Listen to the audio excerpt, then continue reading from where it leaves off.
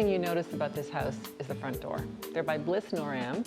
They're metal doors with lots of glazing. They were donated because there's no way we could ever have afforded them. They give an industrial edge to a house which has a kind of Ontario farmhouse vibe. They let in lots of light and they make a bold statement. More than anything, this house is about space, air, and light. When you walk in and you see all the sight lines, the dining room, the great room, onto the library and upstairs to the balcony overlooking the first floor, you feel that euphoric sense of space. We tried to keep the shell of the house all one color. This color is by Behr.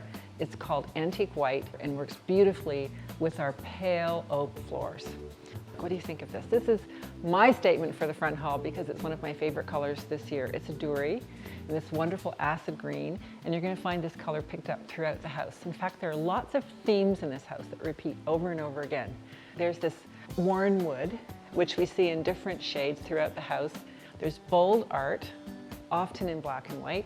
And as we move into the great room, you can see the color scheme of charcoal gray, cream with warm woods that you'll see repeated in each room of the house. The living room has a vibe that I love because it mixes a contemporary feeling of lightness and air with some traditional elements that give weight to the room, which you really need when you're dealing with a double height room like this. We actually took a Ralph Lauren classic sofa and we reupholstered the seat in a tufted bench style because that's very current, with two complementary armchairs.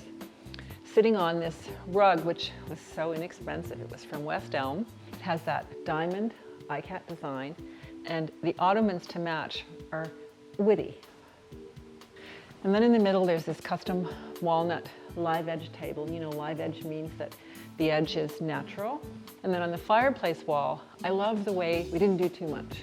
We kept the fireplace screen smaller than the wood-burning fireplace. We did simple elements like birch logs in a beautiful woven basket, a pair of CB2 lamps, and I love these benches on either side of the fireplace because they're so simple.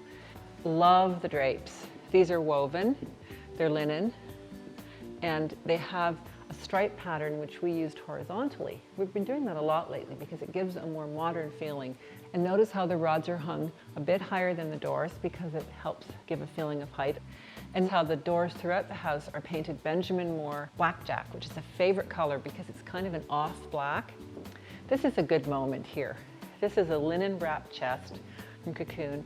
It has brushed iron nail heads. We put a glass top on it to make it more practical. And we married it with this hammered iron mirror. And this is a cool lamp because the base is actually wood, but it's painted in a matte finish so you feel like it could be tin.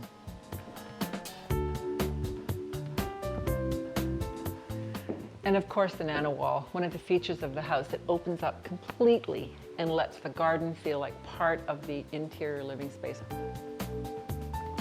Of course, the reason this looks so fantastic is because we had a great architectural designer, Ray Murakami. Our landscape architect, Ron Holbrook, gave us a beautiful vista, and the garden was installed by Koivat Construction. Central Fairbank Lumber gave us the decking material. There were so many suppliers to this house who were so generous and made it possible for us to do an amazing feat.